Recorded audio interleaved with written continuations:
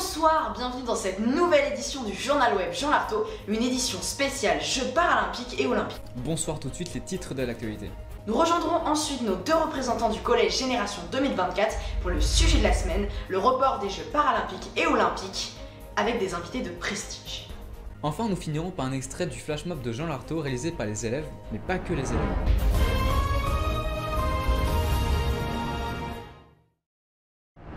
Maintenant, c'est un autre report qui a également été annoncé il y a quelques semaines. Et en effet, les Jeux paralympiques et olympiques de Tokyo ont été repoussés à l'été 2021. Et c'est un sujet qui nous intéresse tout particulièrement au collège Jean Lartaud, puisque le collège est labellisé Génération 2024. Génération 2024, c'est l'engagement d'un établissement, l'engagement de personnel, l'engagement des élèves, tous tournés vers les Jeux Olympiques 2024 qui se tiendront à Paris. Génération 2024 en une phrase, comment je pourrais la traduire ? Peut-être par celle qui figure sur le t-shirt de l'AS, de l'association sportive. Ne limite pas tes défis, défie tes limites.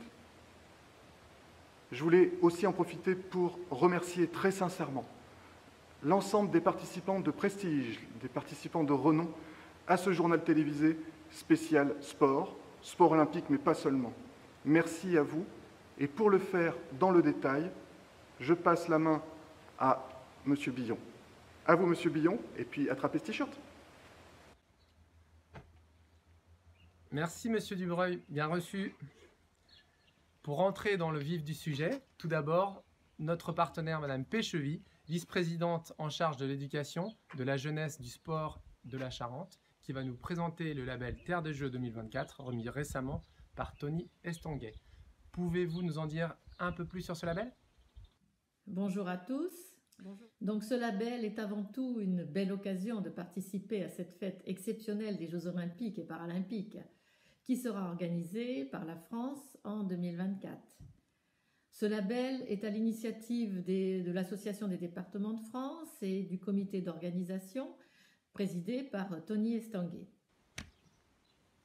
Mais qui est concerné par ce label ? Ce label sera en premier lieu, bien sûr, un mobilisateur de l'ensemble des Charentais. Le mouvement sportif, les collectivités, les entreprises, les scolaires, et notamment des collégiens, qui vont pouvoir faire preuve de créativité et d'originalité dans les nombreuses actions mises en place dans le cadre de l'opération Génération 2024 proposée par l'Éducation nationale. Un comité de pilotage est en cours d'installation. Il sera donc composé du département, du comité départemental olympique et sportif, des services de l'État et de toutes les collectivités impliquées. Existe-t-il des actions spécifiques dans le cadre de ce label ? De nombreuses actions existent déjà. Premièrement, la journée olympique, qui se déroule le 23 juin de chaque année. Deuxièmement, la semaine olympique et paralympique, qui se déroule chaque année début février. Ensuite, le département mobilisera aussi ses dispositifs existants, et notamment le programme d'action des conventions d'objectifs, signé avec les plus grosses fédérations et clubs sportifs. Bien sûr, les sportifs de haut niveau qui bénéficient d'une aide départementale seront également invités à venir à la rencontre des collégiens afin de témoigner de leurs expériences. Merci beaucoup, Madame Péchevy. Je vais passer maintenant la parole à nos représentants Génération 2024 du collège qui appartiennent à la classe Coubertin-Millat de l'Académie. Mais juste avant, je tenais à remercier chaleureusement l'ensemble des sportifs de haut niveau qui nous ont consacré un peu de leur temps si précieux, et également aux médias Eurosport et TF1 qui nous font vibrer chaque année à travers les plus grands événements sportifs dans le monde entier. Merci beaucoup. Et maintenant, Laura, à vous de jouer. Bonjour Laura. Bonjour Loris, nous sommes ravis de vous retrouver. Aujourd'hui, pour aborder le sujet des Jeux, nous avons pu recueillir des interviews exclusives. Commençons tout de suite par l'interview de Marie-Amélie Le Fur, présidente du comité paralympique français, qui nous fait l'honneur de répondre aux questions de Laura. Je m'appelle Laura, je représente le Media Lab. Enchantée Laura, donc moi c'est Marie-Amélie Le Fur et je suis athlète paralympique et présidente du comité paralympique et sportif français. Avec l'équipe, on a des questions pour vous par rapport au confinement. Donc en tant que présidente du comité paralympique et sportif français, comment avez-vous vécu l'annonce du report des JO de Tokyo ? Alors on a vécu l'annonce en fait du report vraiment comme une forme de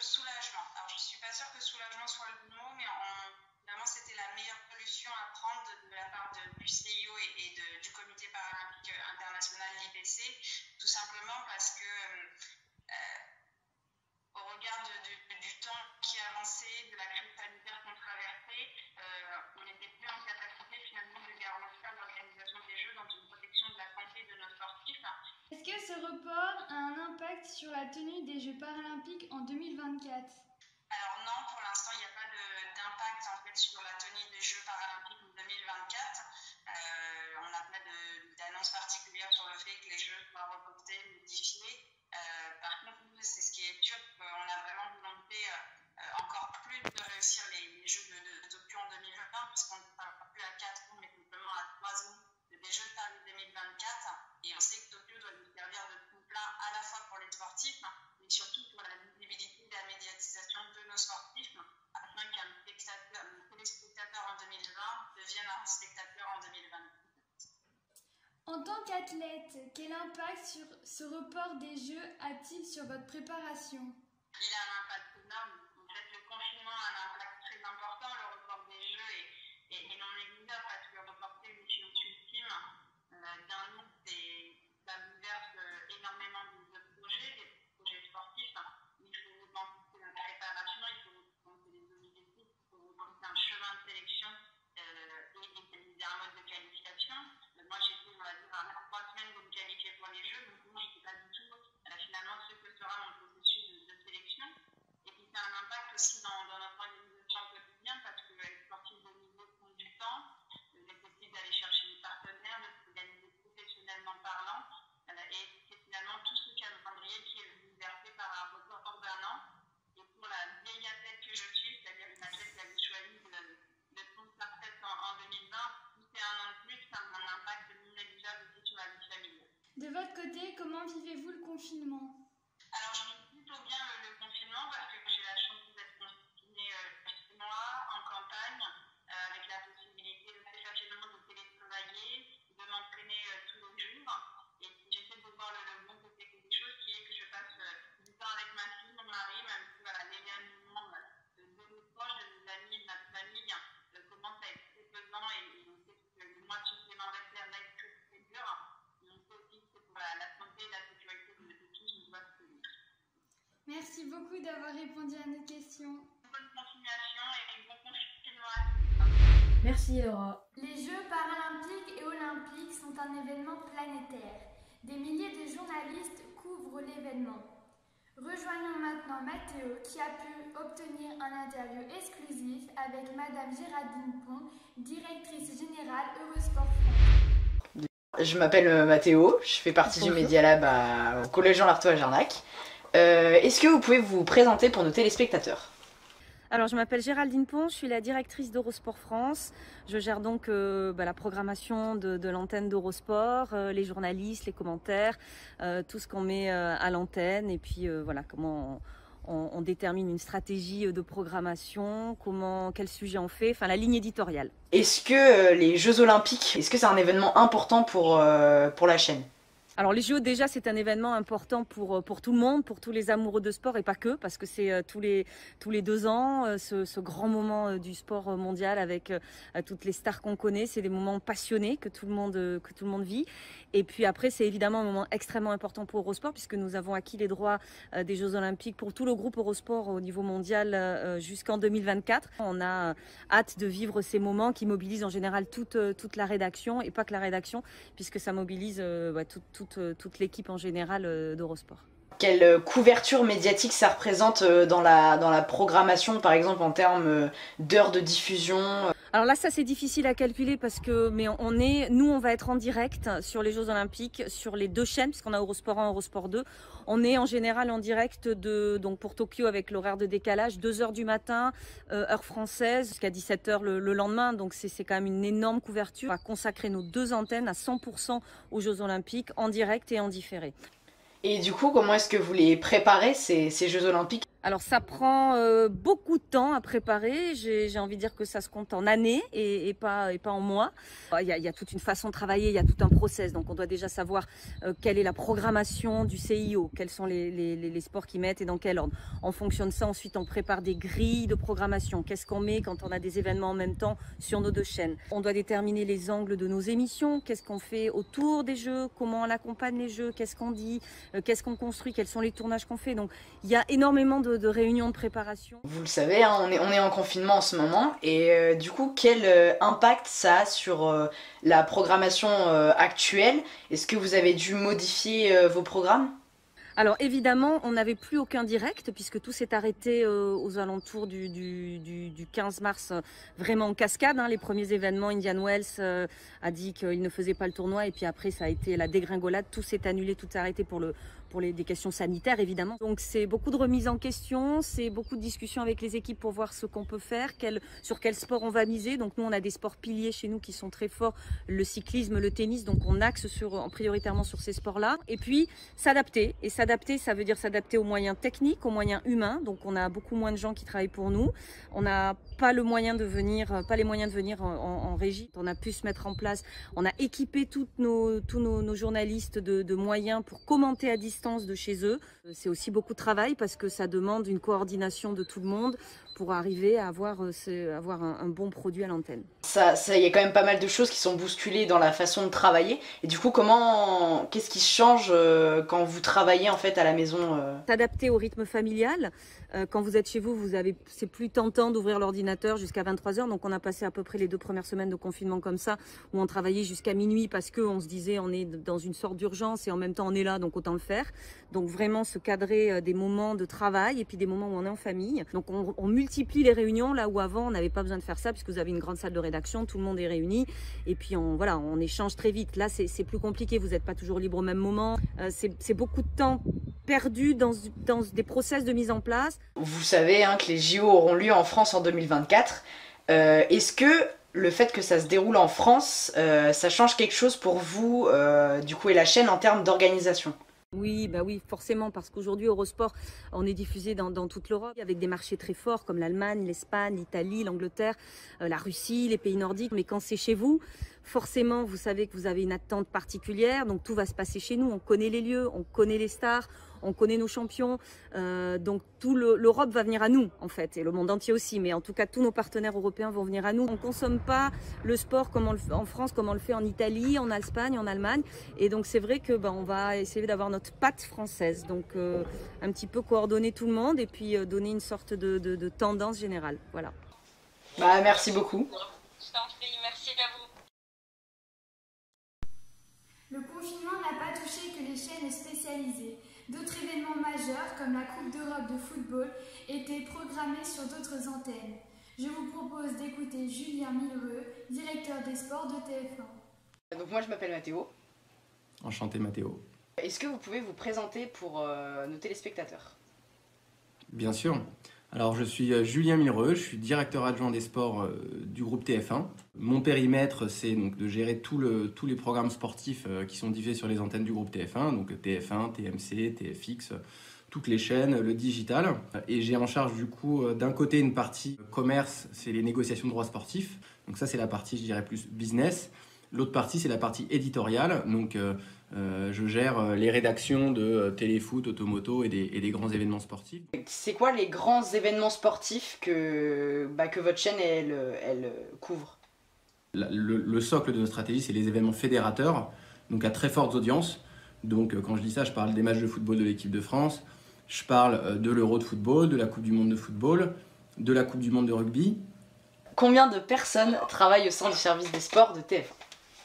J'ai une petite trentaine de personnes. J'ai la rédaction d'Automoto où il y a 5 journalistes, dont un rédacteur en chef. J'ai la rédaction de Téléfoot où il y a une bonne douzaine de personnes. Et puis après, il y a la production aussi des sports. Donc la production, c'est eux qui organisent tous les tournages, toute la logistique, les aspects techniques. Du coup, vu que vous êtes à peu près une trentaine de personnes, est-ce que tout le monde travaille toujours pendant le confinement ? Alors non, il y a une partie quasiment toutes mes équipes sont ce qu'on appelle le chômage partiel, avec des pourcentages d'activités différents. Si je prends l'exemple par exemple d'Automoto, on continue, vu qu'on avait des tournages qu'on avait réalisés, à produire des émissions donc, inédites.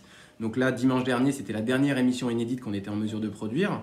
En revanche, on a, on va dire, repackagé des émissions à base de rediffusion de sujets. On a tourné quelques plateaux pour contextualiser un peu ça.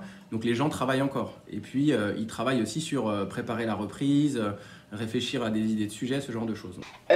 Du coup, c'était quoi les répercussions concrètes pour la chaîne suite à l'annonce du confinement du coup, par rapport au championnat d'Europe de football au niveau logistique, au niveau financier ?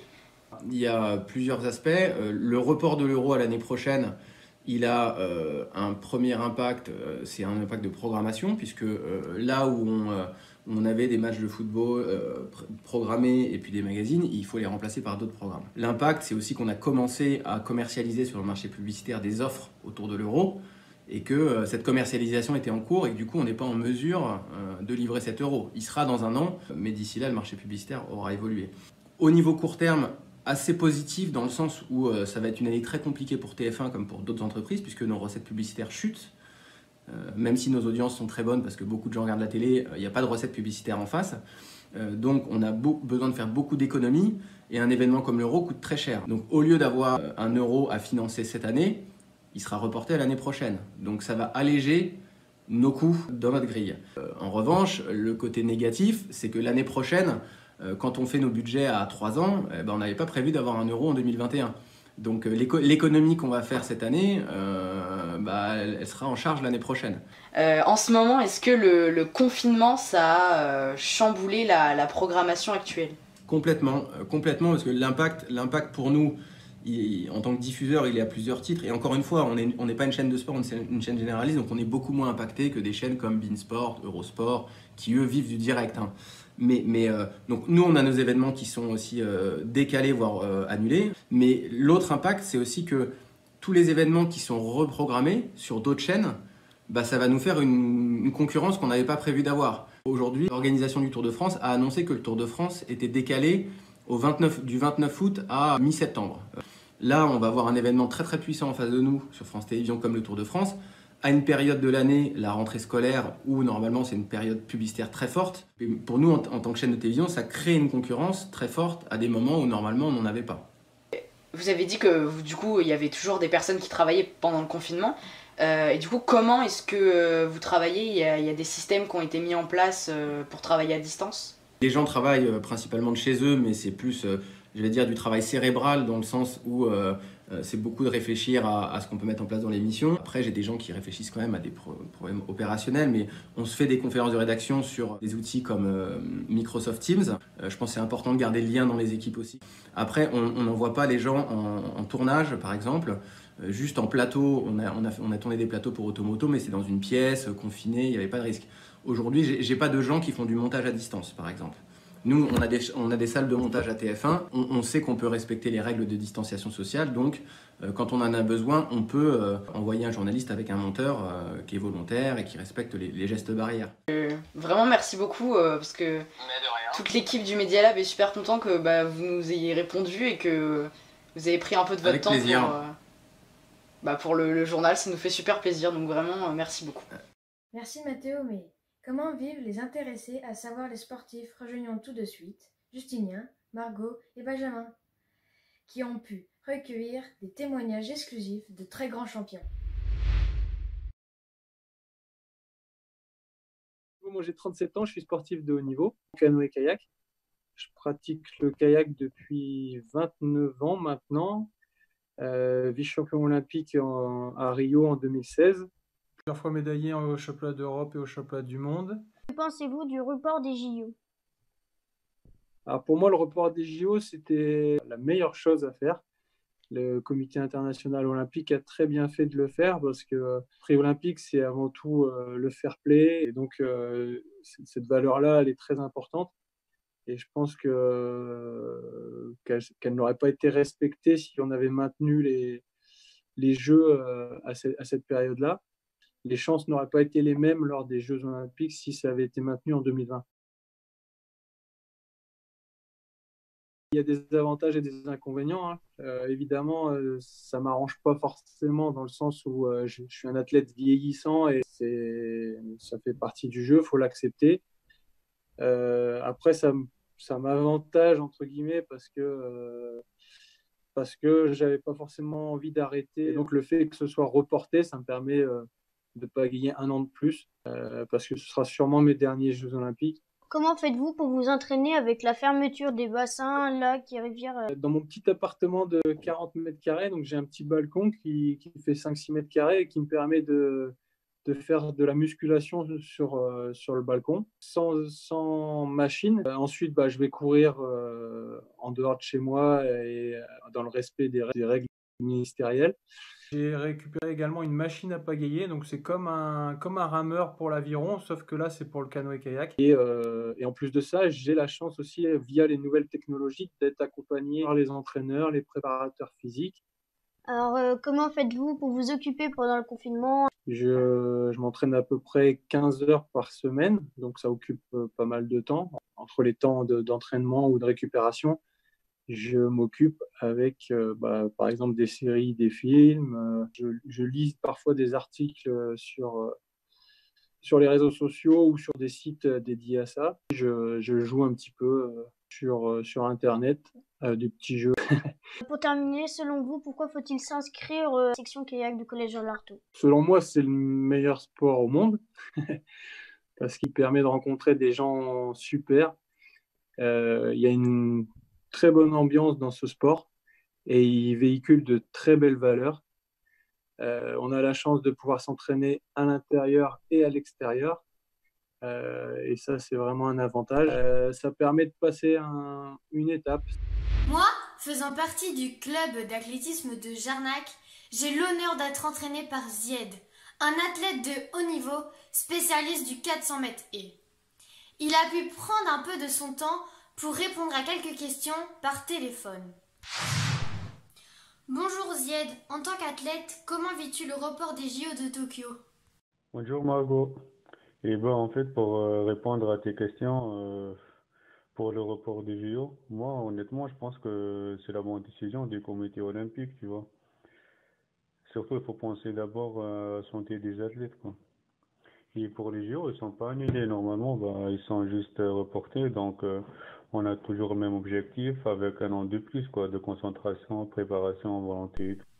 Quelles sont les conséquences pour toi? En fait, pendant le confinement, c'est un peu compliqué de s'entraîner, surtout avant, on avait le droit juste d'une demi-heure de sport chaque jour, sachant bien que une demi-heure, c'est même pas suffisant pour faire l'échauffement d'un athlète de haut niveau, quoi. Surtout si l'athlète il est habitué de s'entraîner 2 fois par jour, donc 2 heures par jour, ça fait 4 heures, quoi.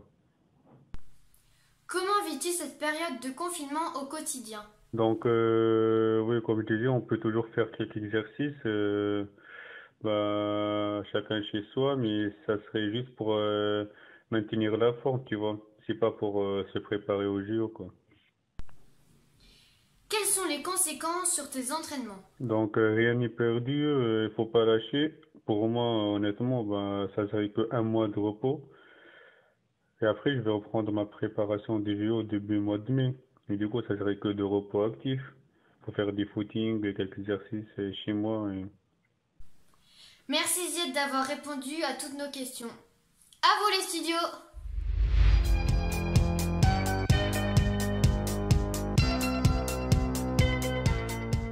Bonjour Martin Thomas, merci d'avoir accepté de répondre à mes questions. Première question, où vous êtes confiné en ce moment? Bonjour Benjamin, donc moi je suis actuellement confiné à Jarnac, chez mes parents.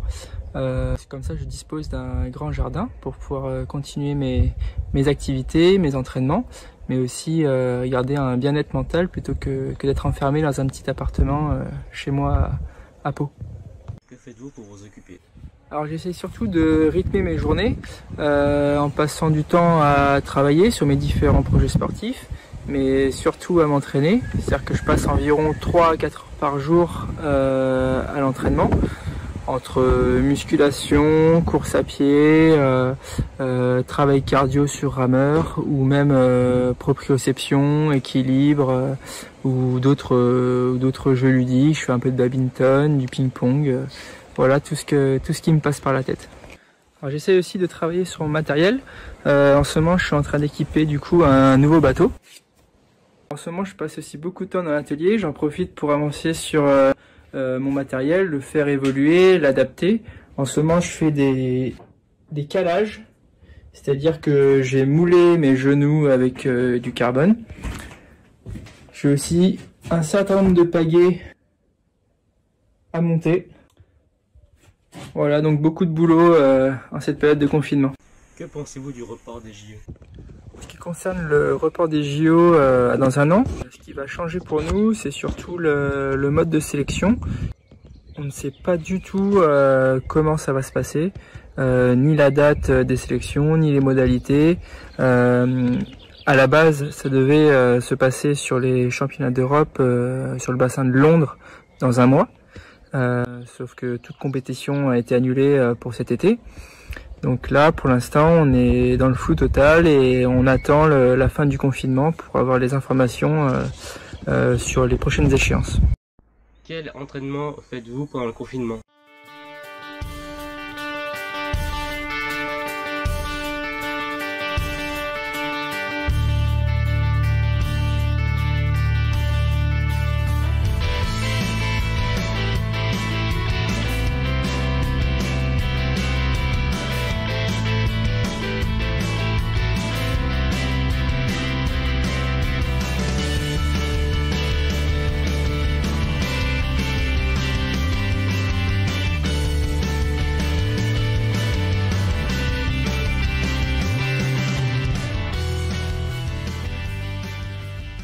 Nous repassons tout de suite le témoin à Clément et Mathéo. Nous arrivons à la petite surprise de ce journal, un flash mob organisé par les profs d'EPS du collège. Au montage, Johan Chalas.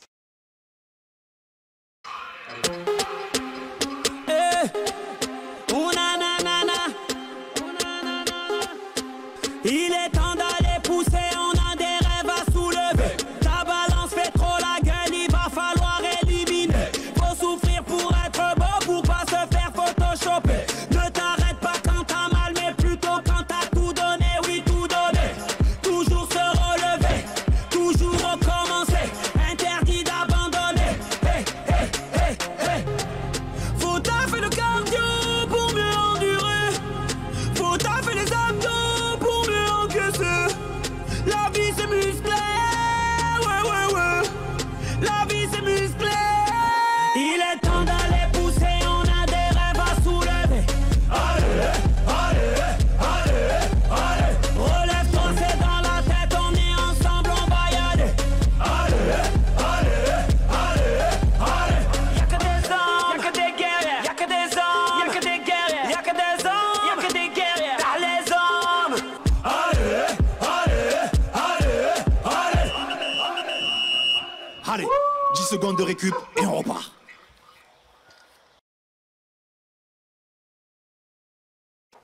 Eh ben, ça donne la pêche!